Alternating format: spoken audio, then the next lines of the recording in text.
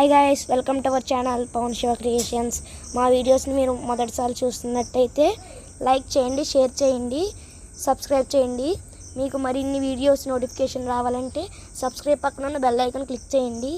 ఇవాళ మన కంటెంట్ ఏంటంటే మా తాతగారు చిన్నప్పటి కాలంలో నేర్చుకున్న గుణింతాలు అనేవి తెలుసుకుందాం రండి. ఏ స్కూల్ నాన్న మీది? బోర్డు స్కూల్ అయినా. మీ మేడం గారి పేరేంటి? మనమ్మ. అది ఎలా చెప్పేవారు? గుణింతం బాగా చెప్పేవారు.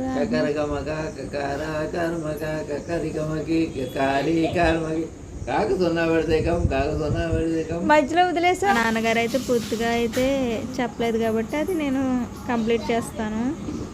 కకర కమ్మక్క కకర కమ్మక్క కకర కమ్మకి కకరి కమ్మకి కకర కమ్మకు కకరు కమ్మకు కకర కమ్మక్రు కకరు కమ్మక్రు కకర కమ్మకే కకరే కమ్మకే కకర కమ్మకై కకరే కమ్మకై కకర కమ్మకు కకరో కమ్మకు కకర కమ్మకో.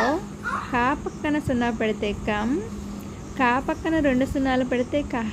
ఇలా చెప్పేవారంట. చాలా బాగా చెప్పారు కదా, సరదాగా ఉంటుంది. అలా గుర్తుండిపోయింది ఆయన తర్వాత. హాయ్ గైస్, అప్పటి రోజుల్లో అలా చెప్పేవారు. ఇప్పుడైతే మొత్తం మారిపోయింది. ఈజీ ప్రాసెస్ అన్నమాట.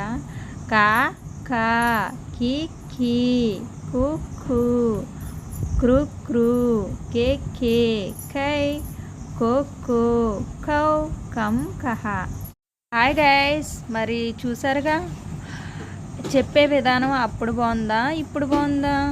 మీరే కామెంట్ సెక్షన్లో కామెంట్ చేయండి ఫ్రెండ్స్.